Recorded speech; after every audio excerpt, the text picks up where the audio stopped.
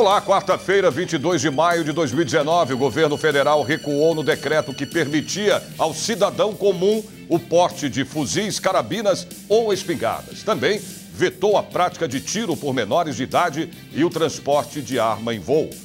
No novo decreto, munições incendiárias, químicas e outras vedadas em acordos e tratados internacionais, do qual o Brasil participa, são proibidas. Ontem, governadores de 13 estados e também do Distrito Federal divulgaram uma carta aberta contra o decreto anterior.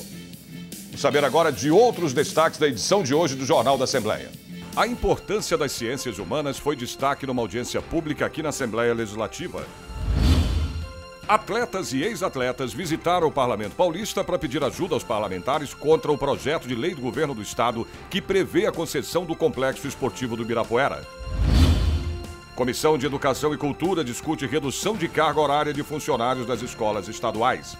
A partir de agora, no Jornal da Assembleia. A importância das ciências humanas foi destaque numa audiência pública aqui na Assembleia Legislativa. A iniciativa partiu do deputado Carlos Gianazzi, do PSOL, que recebeu representantes de várias associações. A mesa redonda foi no plenário Dom Pedro I. A indignação diante da possível medida do governo federal às instituições de ensino com corte de verbas e discursos contra as áreas de humanas era geral. Diante desse ataque, dessa ameaça de exílio, mais uma vez, da filosofia, como aconteceu na época da ditadura, nós nos organizamos, a nossa associação está organizada em mais de 35 regiões de São Paulo.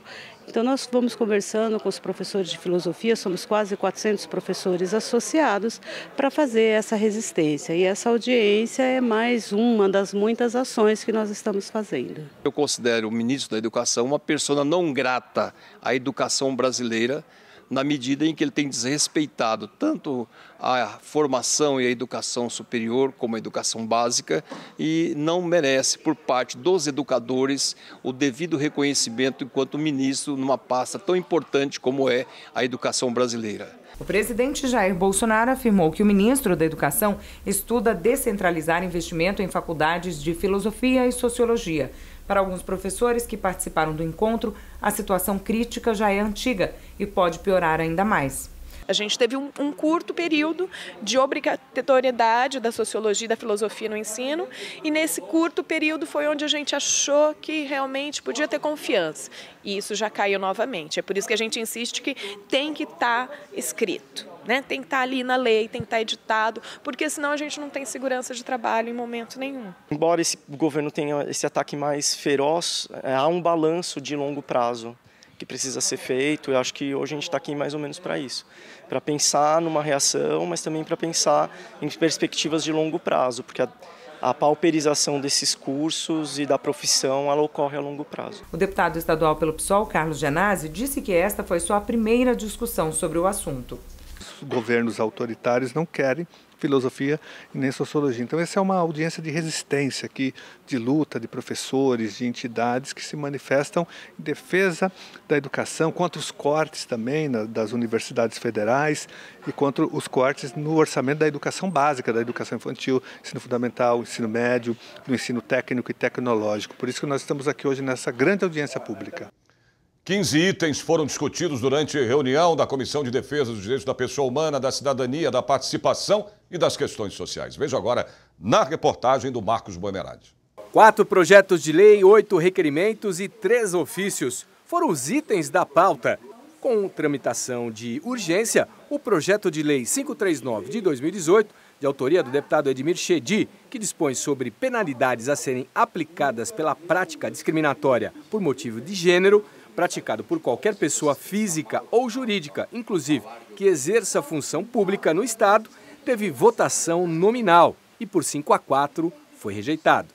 Minha posição é completamente contrária a esse projeto, porque esse projeto ele não veio para lutar contra qualquer tipo de homofobia ou discriminação com relação ao gênero. Ele é um projeto que veio para criminalizar a opinião, ou seja, a pessoa que se colocar contra a ideologia de gênero, por exemplo, ela vai ser considerada homofóbica. Então a gente não pode fazer com que o Estado criminalize a opinião alheia, Eu, como parlamentar, o único parlamentar assumidamente gay da Assembleia Legislativa, me coloco o contrário e digo para todos os meus pares, não tenham medo de se posicionarem contrário também a este projeto. Também convocado votação nominal e pelo mesmo placar, o requerimento do deputado Rafael Silva, do PSB, teve uma vitória apertada. O parlamentar está convocando o secretário estadual de Saúde para que preste informações e tome medidas imediatas para o restabelecimento do atendimento de pacientes no HC de Ribeirão Preto, uma vez que suspenderam transplantes de fígado por faltarem anestesistas. Eu tive uma notícia agora de que a secretaria está vendo isso já para resolver a questão. Resolvendo a questão é o que a gente quer a solução, né? Porque 2 pessoas morreram, 2 pessoas que eu tenho o nome dessas 2 pessoas. E muitas outras tiveram a cirurgia suspensa, né? E nós estamos querendo fazer com que aquela estrutura bonita, gigantesca do HC, não deixe de funcionar pela ausência de apenas 6 anestesistas. Deputada Beth Saão, do PT, fez um balanço da reunião que teve duração de quase 1 hora. Nós conseguimos alguns avanços aqui hoje, embora tenhamos tido derrotas em projetos que eu considero que são importantes para o conjunto da população, mas grande parte deles avançou, como, por exemplo, a convocação do secretário de Saúde. O secretário de Saúde que vai ter que vir aqui. Não importa se a saúde tem a comissão, mas aqui é direitos humanos. Ela também é uma comissão que cuida dos usuários. Quando esses usuários são feridos nos seus direitos de receberem um atendimento digno de saúde, essa comissão sim tem a obrigação de atender. Hoje, pelo que eu pude sentir e presidir aqui na comissão, aprovamos requerimentos importantes, né? Aprovamos alguns projetos também. E eu espero que a comissão vá respeitando as diferenças ideológicas que eventualmente existam, e elas existem e são profundas aqui nessa comissão, mas que a gente, quando se trata do interesse da população do Estado, que nós possamos sim olhar isso com responsabilidade e votar favoravelmente para não travar o trabalho da comissão. Os parlamentares que investigam irregularidades na Fundação para o Remédio Popular em São Paulo vão visitar a fábrica de Américo Brasiliense nesta quinta-feira. A decisão sobre a viagem ao interior do estado foi tomada pela CPI da FURP na sessão desta terça-feira. Os deputados votaram pauta com 4 itens, todos requerimentos. 3 deles de autoria do deputado agente Danilo Balas, do PSL. Aprovado também o requerimento de autoria da deputada Beth Saão, do PT, que pede ao presidente da FURP informações sobre a logística da distribuição dos medicamentos, os contratos com empresas terceirizadas, inclusive com a proposta comercial apresentada e relatório mensal de pagamentos feitos a essas empresas. Pede também a relação de todos os compradores de medicamentos da FURP e o valor aplicado a eles. A CPI deve receber uma lista com os medicamentos oferecidos pela Fundação para o Remédio Popular, com o valor unitário e global de cada item. Solicitamos, através de requerimento, tanto ao presidente da FURP quanto ao Tribunal de Contas do Estado, planilhas acerca da evolução da obra lá da fábrica de Américo Brasiliense. Como vice-presidente, recebi a incumbência do presidente de me debruçar para a subrelatoria exatamente desse sobrevalor da construção da fábrica. Na segunda-feira da semana passada, os deputados membros da CPI da FURP foram até a fábrica da Fundação em Guarulhos. Uma nova visita foi marcada, desta vez para a fábrica que fica na cidade de Américo Brasiliense. É nesta quinta-feira, dia 23 de maio, às 10 horas da manhã. A fábrica objeto dessa CPI, quanto à sua construção, superfaturamento, acordo que pode ser espúrio, é isso que nós estamos avaliando, o Ministério Público também. E vamos fazer uma diligência lá quinta-feira, às 10 horas da manhã. Não é uma diligência surpresa, a comissão já comunicou à fábrica para que eles tomem as providências cabíveis para que os senhores deputados e assessoria técnica possam adentrar a fábrica. Instituto do Legislativo Paulista, o ILP, realizou debate sobre a participação do cidadão na construção e ocupação dos espaços públicos. A palestra foi ministrada pela arquiteta Laura Sobral. Laura estuda e realiza intervenções urbanas desde 2007. Recentemente, ela concluiu um trabalho de pesquisa em Berlim, que analisou a intervenção urbana envolvendo os moradores e o poder público em 3 cidades, entre elas Madrid, na Espanha. Na verdade, trata-se muito mais de um reconhecimento, né? Porque a depender do gestor público, muitas vezes reconhece que o cidadão tá contribuindo, né, para a gestão de um espaço, mas muitas vezes não tem mecanismos possíveis para colaborar com esse cidadão, mostrando que o poder público pode avançar e pode contribuir até um certo ponto, e também o que o cidadão ou grupo de cidadãos pode fazer nesse sentido, assim, tendo um pacto de colaboração, né?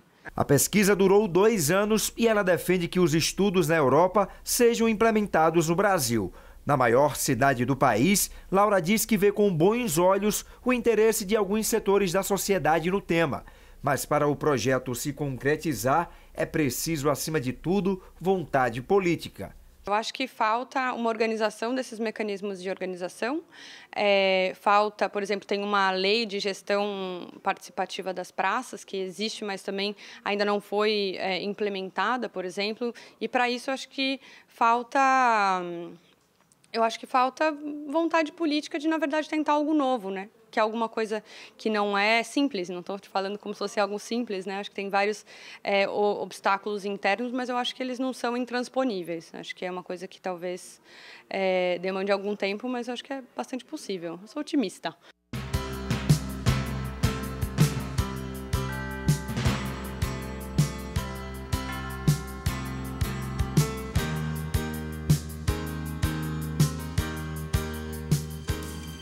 A Comissão de Saúde aprova a criação de salas de descompressão para enfermeiros e auxiliares de enfermagem em todos os hospitais paulistas. Voltamos já.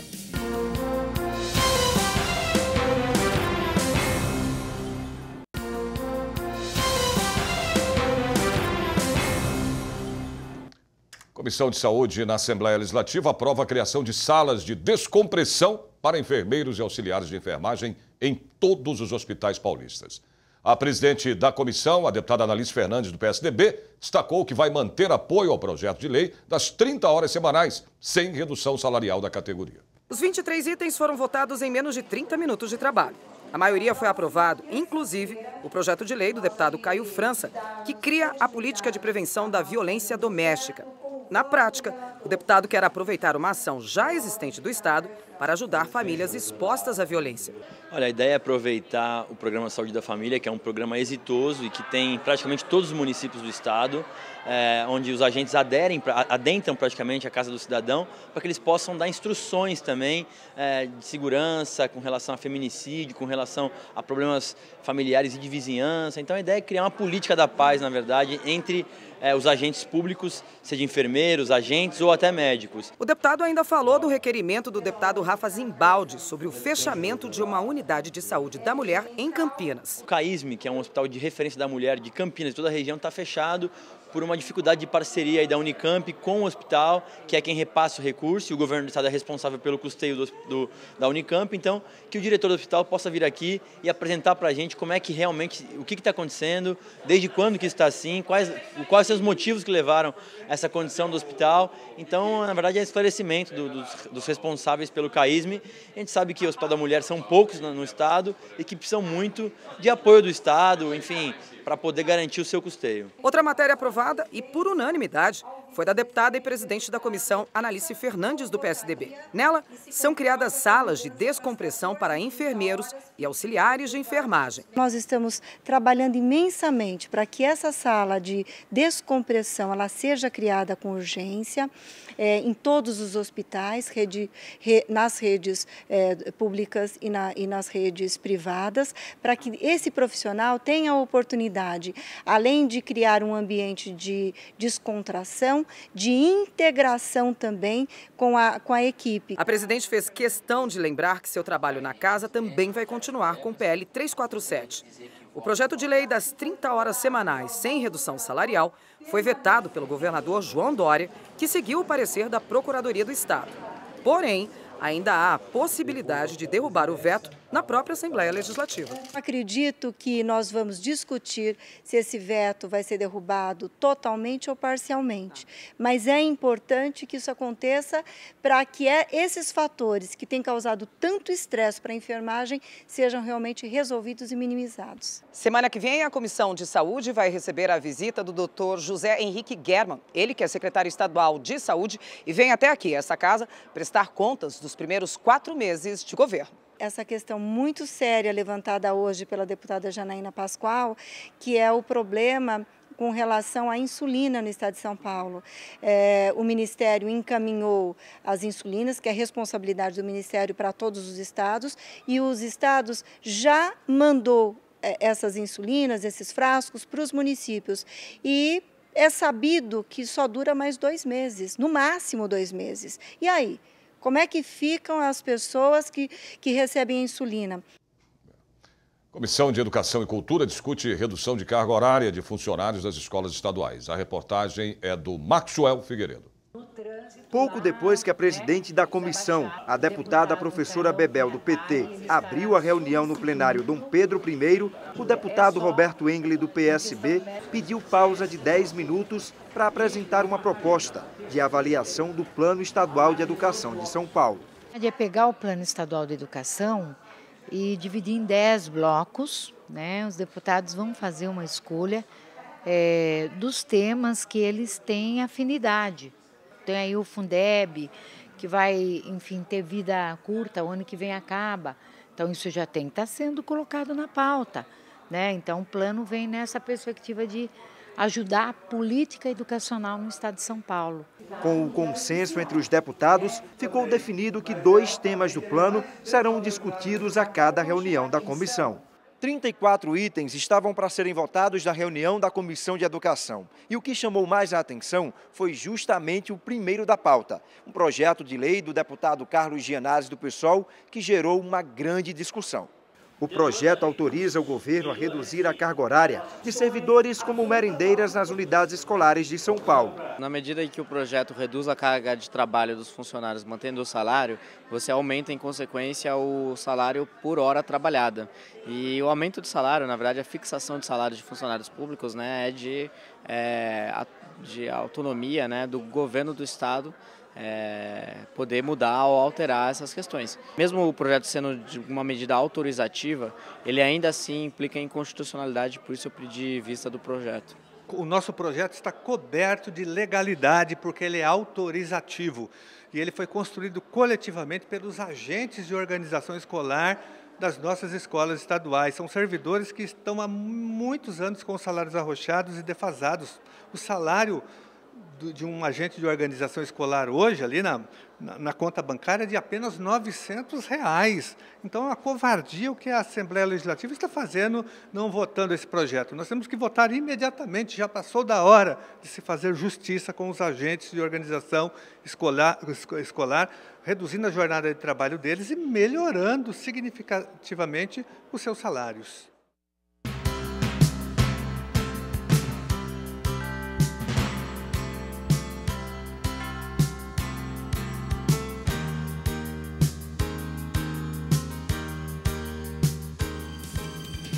Advogados especialistas em relações governamentais visitaram o Parlamento Paulista. Você vai ver a seguir.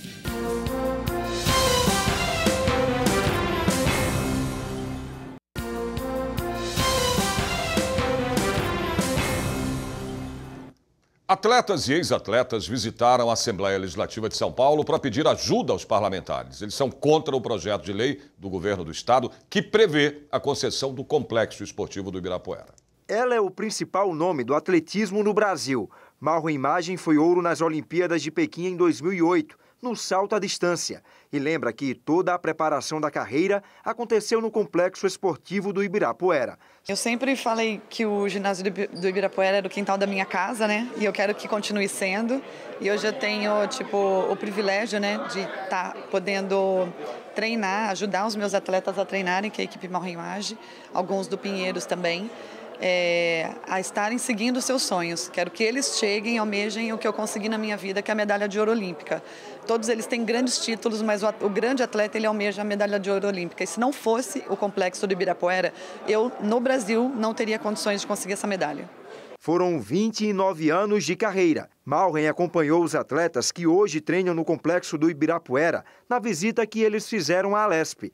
É um ato de protesto contra o projeto de lei do governo João Dória, que prevê a concessão do complexo à iniciativa privada. Lucas teme que com a concessão ele fique sem ter onde treinar. O centro hoje ele é de extrema importância para a gente, para todos os atletas que estão aqui. Nós somos totalmente dependentes do centro, entendeu? A gente quer continuar lá, quer continuar com o programa, porque o programa ele é vencedor. Tudo bem que a concessão ela pode ter alguma coerência quando a gente fala da questão financeira, mas tirar os atletas de lá e arrumar alguma justificativa para isso, não existe justificativa, porque o projeto é vencedor, o projeto produz atletas, produz cidadãos, entendeu? Então hoje o Centro de Excelência ele tem 60 atletas que dependem totalmente do esporte para sobreviver, para estudar, né, e para ter uma perspectiva de vida. O deputado Carlos Gianazzi, do PSOL, acompanhou parte da visita dos atletas pela Alesp. Ele é contra o projeto. É um projeto que desmonta um patrimônio histórico, cultural e esportivo do estado de São Paulo. O ginásio do Ibirapuera é um celeiro de formação de grandes atletas que tem projeção no mundo todo. E o governo vai privatizar, vai desmontar esse patrimônio, é um absurdo. Por isso que nós estamos mobilizados com os atletas, com toda a comunidade da área do esporte, da cultura, da música e do estado de São Paulo, porque é um patrimônio já do estado de São Paulo, dos 45 milhões de habitantes no nosso estado. Por isso que nós temos que obstruir e impedir que seja aprovado o PL 91. Para quem deixou o norte em busca de um sonho e conquistou bronze na natação nas Olimpíadas de Pequim em 2008, fica um sentimento de gratidão ao complexo. Foi lá que Sandro se preparou para a competição mais importante da vida dele. Nós viemos desde o ano passado refutando a ideia absurda do governo que tenta buscar um impacto econômico com a concessão do complexo para a iniciativa privada, sem pensar no impacto social que vai acontecer. Nós já temos uma dificuldade muito grande de manter o esporte que é um esporte que é carente por sua natureza e dotado de grande valia para a sociedade. Não pode perder um espaço tão importante como esse. O Complexo Guimarães tem mais de 65 anos, é um senhor de respeito, que conquistou grandes conquistas, não só para a cidade de São Paulo, mas como o Brasil. É um exemplo mundial de sucesso do esporte e simplesmente está sendo convidado a se retirar da sua própria casa. Por isso nós estamos aqui, estamos conversando com os deputados, buscando principalmente esclarecer a situação, esclarecer que falta subterfúgios para justificar o porquê que um processo, porque que um estádio com tanto sucesso, com tanta glória, que mostrou para tantos jovens qual é o melhor caminho a se seguir na vida, tem que ser simplesmente desligado. Advogados especialistas em relações governamentais visitaram a Assembleia Legislativa de São Paulo. Eles vieram conhecer de perto o trabalho dos deputados do Parlamento Paulista. No plenário Juscelino Kubitschek, o grupo acompanhou o trabalho dos deputados durante uma sessão plenária. Acostumados a lidar com processos legislativos, a ideia da visita é entender como tudo acontece na prática. A gente faz isso em todos os estados e municípios.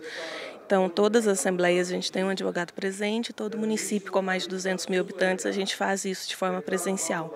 E aqui em São Paulo a gente tem um time grande de mais de 20 pessoas que recolhe essas informações e joga num sistema que a gente criou dentro do nosso próprio escritório. No espaço Quinto Centenário, uma pausa para conhecer as atrações culturais da casa.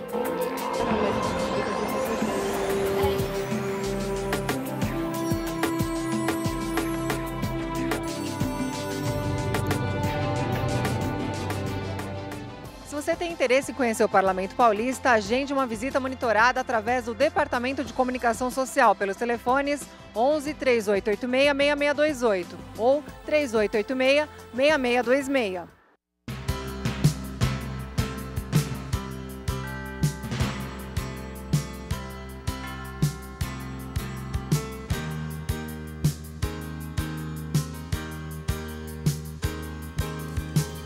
Por hoje é só. O Jornal da Assembleia desta quarta-feira termina aqui. Lembrando a você que a partir das 2h30 da tarde a TV Alesp transmite ao vivo a sessão plenária que você pode acompanhar também pela internet, através do nosso site, que é o al.sp.gov.br, e também pelo YouTube. A gente se vê de novo amanhã a partir do meio-dia. Até lá e ótima tarde.